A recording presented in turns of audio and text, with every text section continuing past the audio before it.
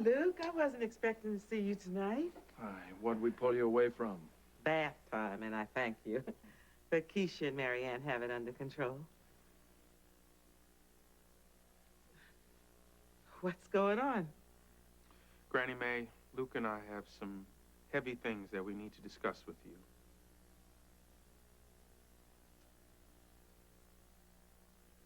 All right. Does the name Kylie Quinlan mean anything to you?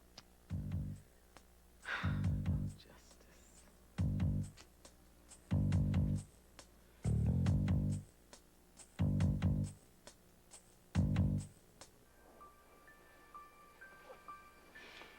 Now, the first thing you have to understand is that I am okay with what I've discovered about Daddy. I don't love him any less. I don't less respect what he accomplished.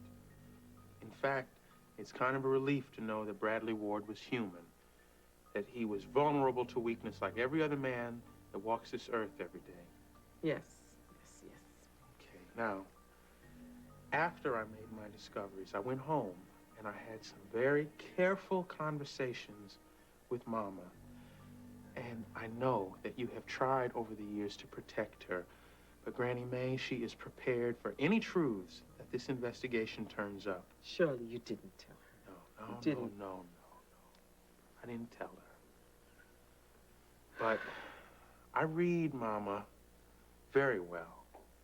And whatever it was that she knew, she kept to herself. But it was clear that she knew something. And it was also clear that she had forgiven Daddy long ago for whatever it was. And she'll forgive him now.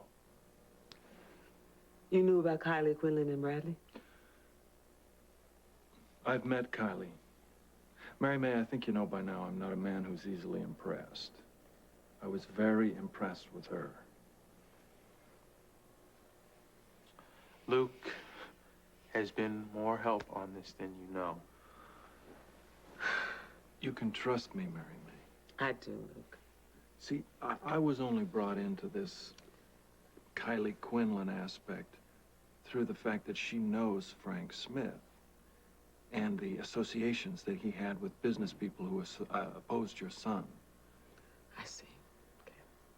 You know, Laura and I have felt for a long time that you know more than you're saying. Don't you think it's about time you shed some light into the corners? Granny Mae, there may be a way that we can avoid going public with this information if we know the whole story. It's time to tell us now.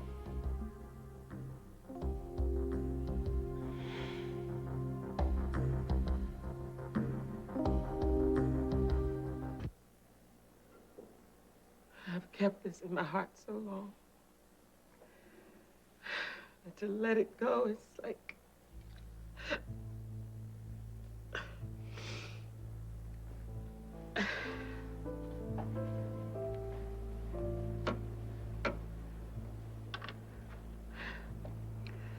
Bradley called me from Albany in the afternoon.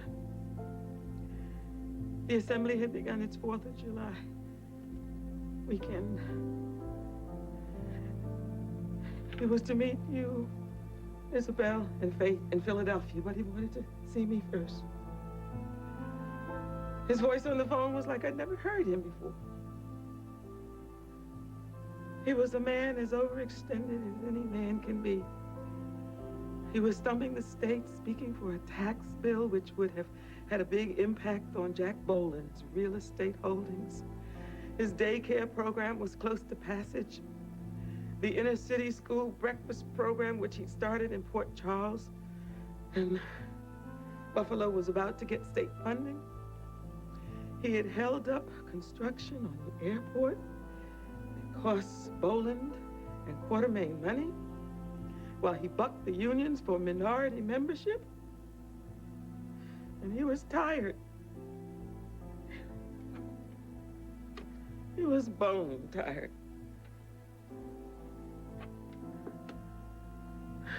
And I said, come.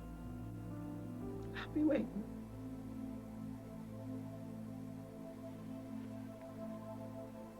He pulled up into the driveway around 9 p.m. Had a pitcher of iced tea on the porch. And I watched him coming up the walk, and my heart sank. He looked older than I did. He came and he fell into my arms with despair. My Bradley, who never walked anywhere but moved through space like he owned it, sat down with me on the porch. And he told me. It's trouble I've made, and I don't see any way out of it. I knew he meant it. And I was afraid.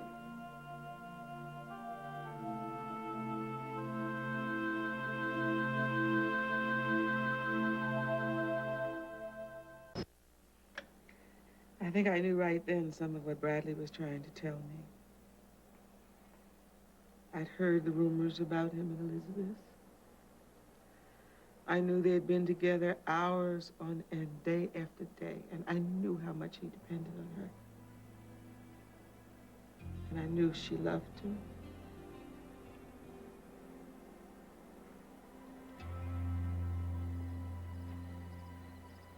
It isn't only Elizabeth. Tell me everything. Elizabeth realized, I realized last fall when the rumors started, what we had to do. And in no time since then have we even been alone in the same room. That can't be easy. It hasn't been. Eugene knows. He tried to help us. Isabel?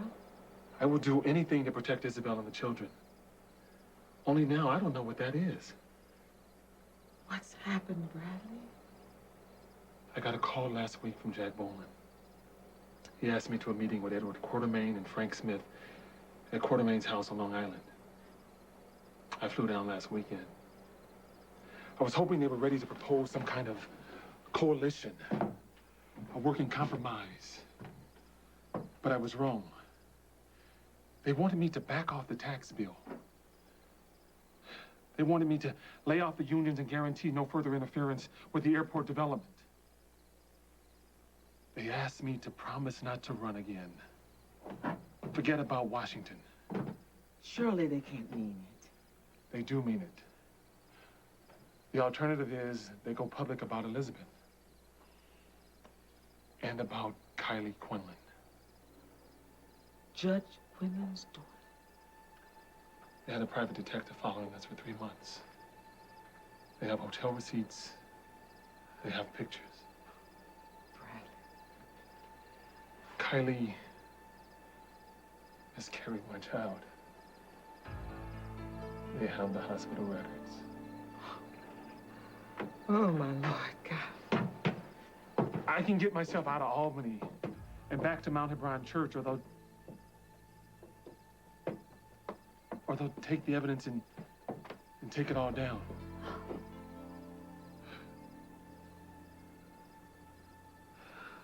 The family. Mama, all the hard work. Everything I've come to represent in this community is about to be taken down. My example as an instrument of change is all about to be destroyed. And I can't do nothing about it. I can't give in. And I can't not give in. Cannot let them do this. There is a way. We'll find a way. The hardest thing is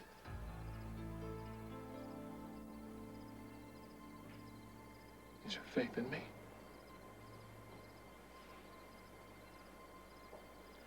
You are my son.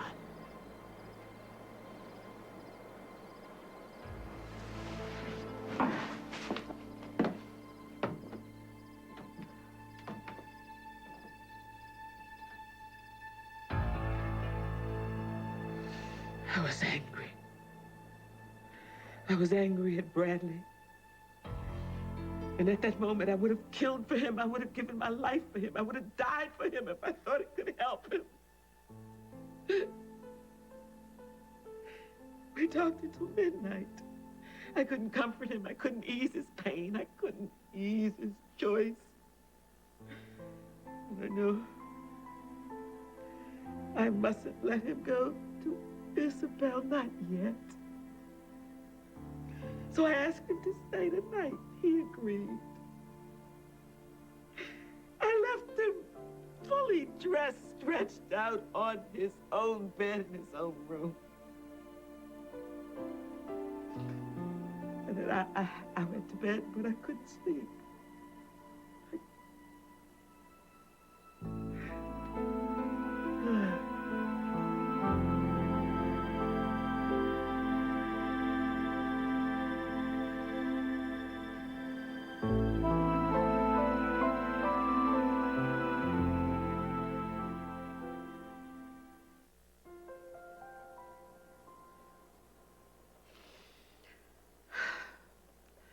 I lay in the bed and I wept.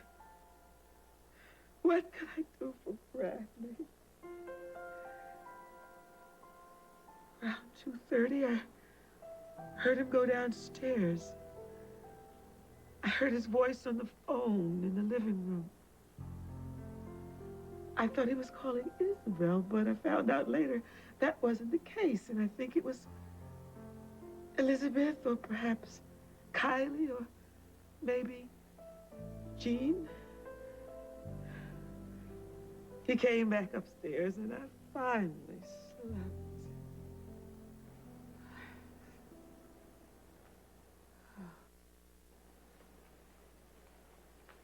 And then, before first light, I was awakened.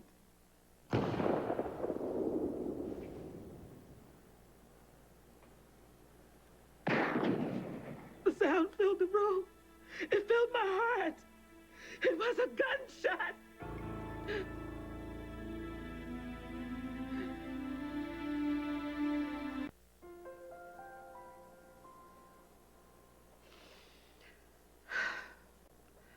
I lay in the bed and I wept.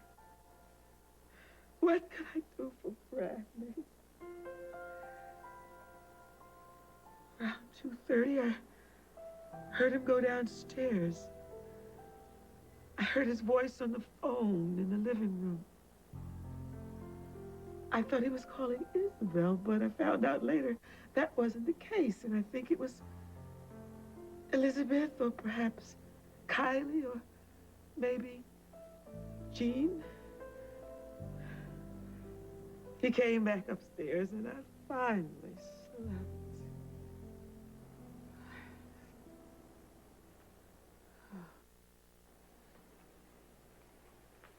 And then, before first light, I was awakened.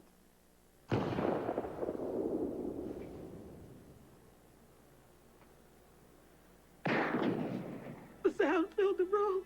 It filled my heart. It was a gunshot.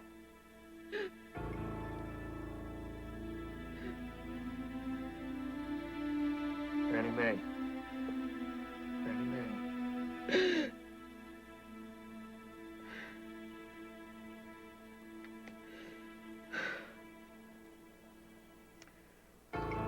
Oh, you've had to learn a lot these past few weeks.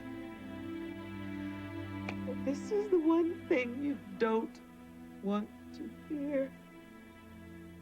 Tell me. Tell me.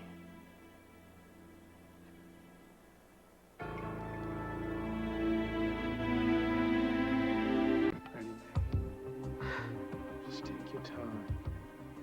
Take your time. You were awakened by a noise. A sound. An explosion. I thought it could be thunder because there had been rain. And I thought for a moment a storm was coming our way. But it was a gunshot. And I got out of bed. I went downstairs. There was nobody there. The lights were on, but no one was there. So I went out into the yard. The ground was wet. I started towards my rose bushes. I could see somebody sitting on the bench under the tree.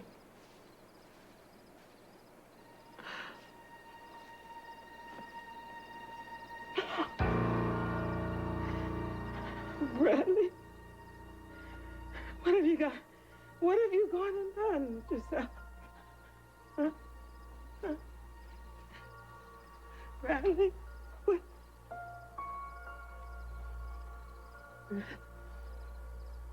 Huh? Huh? Huh?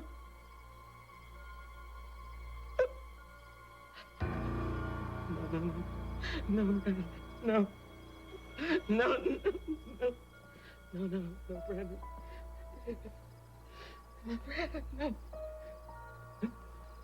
No. No. No. I don't know how long I slept. The first clear thought was, maybe someone heard the shot. It would come. But all I wanted to do was to protect him. The night was quiet. And I remember the neighbors.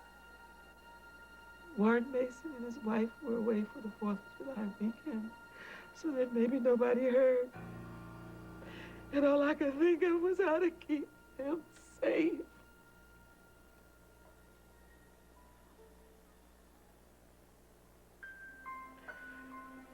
And all that he had given, all that he had done, I didn't want taken away from him. Or from the people who loved him. Because the men that hounded him to death would have used his mistakes to undo it all. And human nature being what it is, that's what they would have remembered of Bradley, and I couldn't bear it. I couldn't bear it. I couldn't bear that.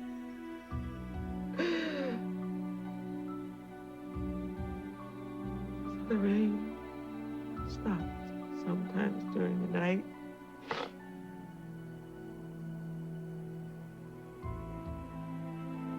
The earth was soft. I got the shovel from the shed and I took up a row of roses. And I dug a grave. And I worked very hard and long because I dug it deep. And I eased his body onto the ground. And I moved it over the grass. I remember I was trying to be very careful, though I knew I couldn't hurt him.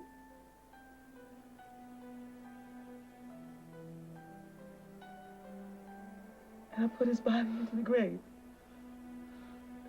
And I covered it. And it was light when I was finished. And I transplanted the rose garden, the bushes. And then I got a hose, and I washed the bench and the tree.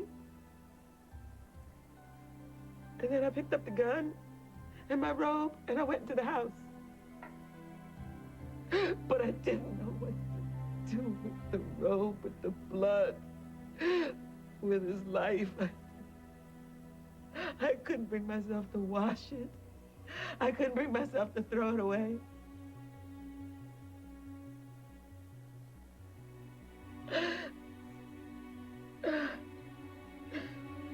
So I folded and I took it and the gun up to the attic and I pushed it way back under the eaves. 20 years later, Lucky and Sly found it.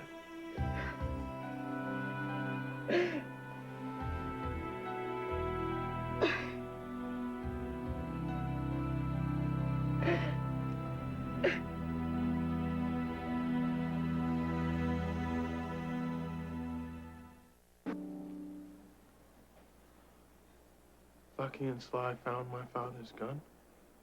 In the attic, under the eaves, one afternoon last spring. The gun went off, Justice. And I pray to my God every day since that day that those boys weren't hurt. But I didn't think, I never thought anybody would find it. that it was loaded, Luke came by and I lied to him.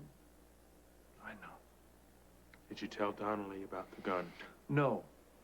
No, when I couldn't get a straight story out of Mary May, I figured there was a good reason, so I emptied the gun. There were 4 rounds left. The boys fired 1. And the other one killed my father. Where is it now? Well, Laura and I did a pretty good search of the attic, and we found something else.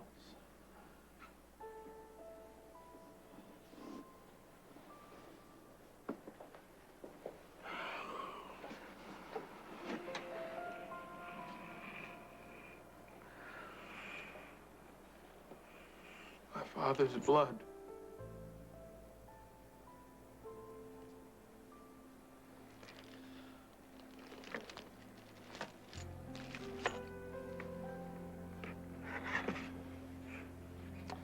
Is that Daddy's gun? As I remember it, yes. Mary May, you said that Bradley started to carry the gun after he was receiving threats and hate mail, and that it was Eugene who insisted he carry the gun. Yes. And it was licensed. Yes. Then it's registered. Granny May, after you put the things in the attic, what did you do then? I mourned, and I kept silent. And I endured Isabel's pain and her anxiety. And I watched you children try to understand why your father had left where he had gone. And I told the police the same thing I told them. That he had walked down the stairs one night, and he disappeared, and I never saw him again. And if I did the wrong thing, I'm sorry.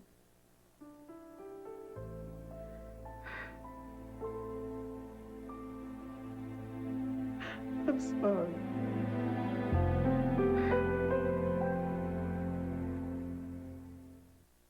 Trying to understand.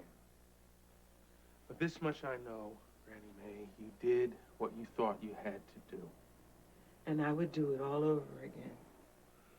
May, do you have any idea why the investigation was stopped? I think it's because the men who hounded Bradley to suicide realized what had happened and maybe even guessed at what I had done or something like it. And I guess they figured that the sooner Bradley was out of the news, the better it was for them. And so they stopped it there. Bastards. How have you done it? May, how have you carried this? As Justice said, I did what I felt I had to do. And then I had my children. I had Bradley's children, David and Itis and their children and all my babies here. You know, I'm having a real hard time getting my head around this. I will not believe that my father killed himself. Something is wrong. Something is wrong. This cannot be the whole story. Why do you think not? Because he wouldn't have given them that. He wouldn't have given them his life. Just as the gun was in his hand. He loved himself. He couldn't have loved the world as much as he did if he didn't love himself. He believed in forgiveness. He knew that you loved him, that Mama loved him, that Uncle David and Itis, that you all would have stood by him through anything. He knew that. He had no reason. Oh, Lord, Justice. Don't you think I've said that litany over and over and over in my head? But you weren't there. You didn't hear him. You didn't see him that night. And he had the gun in his hand, Justice.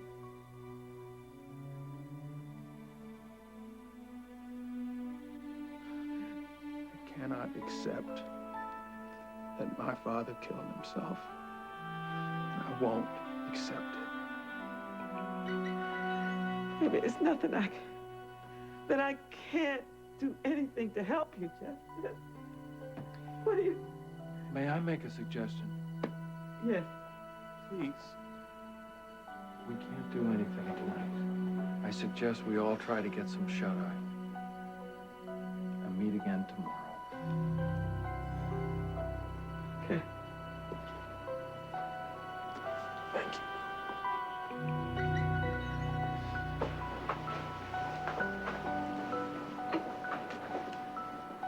God, I'm so sorry that I can't do anything. You have, Luke. You have. Good night.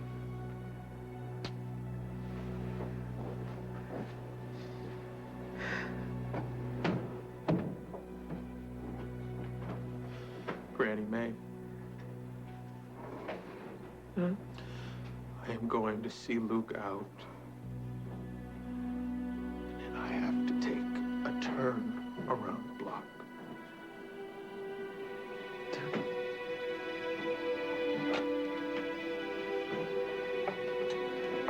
Then turn down the light.